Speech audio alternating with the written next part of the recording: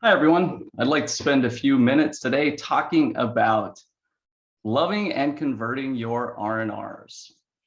So I'm assuming that all of us here want high quality publications. And the first step in getting a publication is what? A revise and resubmit. Because if that R&R gets rejected, it is not going to convert to a publication. Now, thankfully, you have a big impact on whether that R&R is ultimately able to get converted into that publication. So kind of field-wide at our top journals, about 50% of the manuscripts that get an R&R ultimately get accepted at the journal. So you may be thinking, oh, this is a coin flip. But there's also people who have much, much higher conversion rates for their R&Rs. And so our goal here today is to help you to understand that your chances for converting an R&R don't have to be a coin flip. So let's think back to when you first submit that manuscript to a journal. You have put in tons and tons of hours and energy working on this project. Then you click submit and you sit and wait for weeks and sometimes, usually, months for that decision to come back. And then you get that email that you've gotten a decision on your submission. So you quickly stop everything that you're doing. You open up that email and you see all these words and you're scanning to see one thing: whether or not you got that revise and resubmit. And when you do, it's a pretty good feeling. You want to run around and celebrate and yell and scream because you managed to get that first step towards a publication. And then you start to read because you're excited, and very quickly you start to realize, whoa, this is going to be a lot of work. They're asking me for a ton of stuff. And oftentimes, before you're done reading that decision letter, you're sitting there in tears wondering how you're ever going to get this R&R across the line. So my first suggestion is, when you get a revise and resubmit, take a minute to celebrate the win. R&Rs don't happen every day. And too often we jump from getting that revise and resubmit to, oh, whoa, look at all this work I have to do. So take some time, go to a nice restaurant, go to a happy hour with your colleagues or PhD students. I have 3 children, and so this is back when Toys R Us actually existed. Whenever I got an R&R, I would go to Toys R Us and they got to pick out a toy, and the whole family got to be excited about this chance that I had an R&R and a chance to convert it into a publication. Then my suggestion is to take a minute and just kind of do a rough read through of the decision letter and vent. Sometimes there are poor comments in there, and sometimes you do naturally and correctly feel that they missed your point and read this quickly and misunderstood you. So take a minute, read those comments, and vent just a little bit. But when I say just a little bit, I mean quickly get over it. If you carry a sense of negative affect and irritation towards the reviewers into the R&R process, the end product is going to be much, much worse. Too often, authors think about reviewer 2 like this, that they are this evil villain who wants you to suffer through this revision. And more often than not, it's the fact that reviewer 2 actually cares about your project. They actually want to help you get that R&R across the line. And so if you go into this process thinking of a reviewer 2 as somebody who wants to help you and actually likes the project, it will give you this sense of positive affect, and will also help you to be more willing to implement their advice. So that's the first step, learning to love your R&R. You can think of R&Rs as hindrance demands, and hindrance demands decrease engagement and they increase burnout. But you also have the opportunity to think of an R&R as a challenge demand. It's an opportunity for you to learn and grow and to make the project better. And while challenge demands do have a relationship with burnout, smaller than hindrance demands, they also lead to increased engagement, higher focus and attention. And that's what you want the R&R process to be. So think about the R&R as something that you enjoy doing. And I promise the end product will be much better. Now I want to talk about converting your R&R. So ostensibly, you want a publication out of this process. Well, think about, in order to get a pub, you can do these three things: prioritize, understand, and bend over backward. Let's first talk about prioritize. In any given day, you have a ton of different things you can be working on. You can be doing a data analysis for a new project. You can be thinking of ideas for a new project.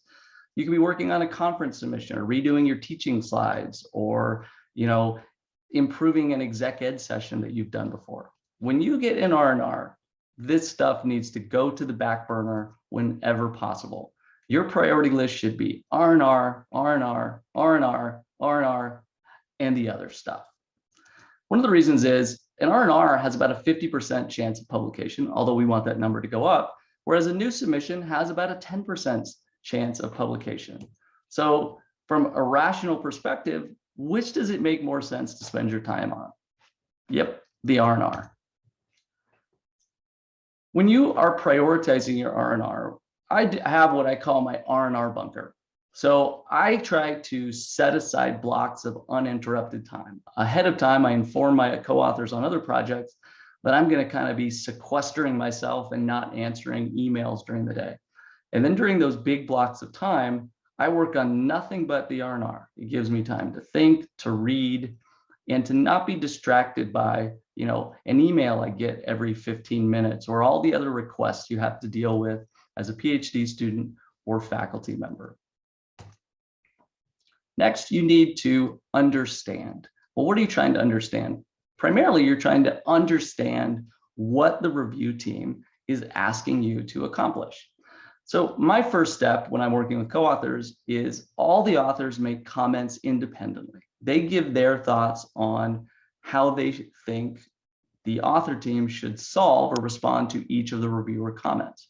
By going through independently first, it prevents groupthink, because it's so easy to look at your brilliant co-authors, suggested solution and go, oh, let's do that. Instead of thinking more deeply, is that really what the reviewer is asking us for? Then I suggest you make a list of what you're giving to each reviewer. So at the end of the day, if we do all of these different things that reviewer 2 asks, what is the package they'll be seeing? They're going to see that we gave them a new lab study, we conducted a new content validation, we added 2 new controls to our field study, we gave them the 3 more paragraphs in discussion, a revised theorizing for hypothesis 3. And it lets you see from a high level, oh yeah, we're doing a lot to respond to the reviewers. Effort really goes a long way for reviewers. I also believe that the first author really has to own the paper. A revision should be seen as a single response with a very clear voice and narrative. I think of a revision like painting a picture for the review team. And oftentimes authors will delegate sections of the paper and the response letter to their co-authors. Now, that can work, but more often than not, you end up with this mismatched collage. Now, I can tell that's a dog, but with all due respect to this artist, that's an ugly dog. And you don't want reviewers to look at your response doc and go, ugh, that is an ugly response doc. So hopefully as first author, you can take charge of helping the review team know what needs to be accomplished. Now, bending over backwards. So I think of reviewer comments as falling into one of these 3 buckets. First is the helpful comments. You want to do 100% of the things that will help the paper. Next are the irrelevant comments. The reviewer has some idiosyncratic need for you to do X or Y. Now, if it doesn't make the paper worse, just do it. If it makes the reviewer happy, it's worth it. And often they know something you don't. And it turns out that oftentimes those comments that you think are irrelevant actually do make the paper better. Then finally, you have the harmful comments. But too often authors think a comment will make the paper worse, so they don't want to do it. And you end up sometimes with, as a reviewer, reading these letters where you have authors go, we didn't want to do X, Y, Z, A, B, and C because it didn't fit our vision for what the paper should be. And that is a slippery slope because too often you're rejecting really good advice that would have improved the paper. And additionally, it's not going to leave the reviewers with a good taste in their mouth. So really think heavily about whether those things they're asking you to do are harmful, or are they really helpful, or sometimes irrelevant. When reviewers make comments like, you might consider collecting new data, get out there and collect that data. Take this as an opportunity to go above and beyond and really do what was asked. Sometimes it can be easy to shortchange the reviewers, but when you do that, you're really shortchanging yourself and your paper. Put in the effort that it takes to make your paper be all that it can be, to reach its potential. A decision letter, I look at it as a contract with reviewers. They are telling you exactly how to convert your R&R. And if you're willing to do everything that they ask, chances are really high that you will be able to convert that R&R. Problems come, in my experience, as both an author and more often as a reviewer, when authors are unwilling to make the changes that the editor and reviewers suggested. Don't let that be you. So when possible, you want to avoid just giving a conceptual or just giving an empirical response, and you want to supplement good theoretical rationale with compelling empirics. Oftentimes, reviewers will ask you a conceptual question, and authors will go, well, here's some data that shows we're right. When possible, think the reviewers are actually asking me to rationalize this theoretically and then also rationalize it empirically. I see the response letter as the most important part of the revision. It's the first impression that reviewers have when they get your document and paper back. And you want that to be a good impression. I also see if you have done a really good job on the letter, it's much easier to make those changes to the manuscript because you have a clear picture in your mind of everything that needs to be done. And finally, polish. Too often as a reviewer, I have seen authors resubmit a letter that is filled with typos and errors, and it's not well cited or it's not well reasoned, and they'll just say, see the paper, or they'll just quote big sections out of the paper. Take time to turn this into a strong academic work. So if you're able to prioritize, understand, and bend over backward, you're really going to increase the chances that your R&R is going to convert into a publication. So after you've done all this work, you resubmit this well-argued and reasoned revision that you have done everything the reviewers asked, and about 30 days to months later, you receive a decision. And you open it, and again, you see all these words, and you are searching for one phrase.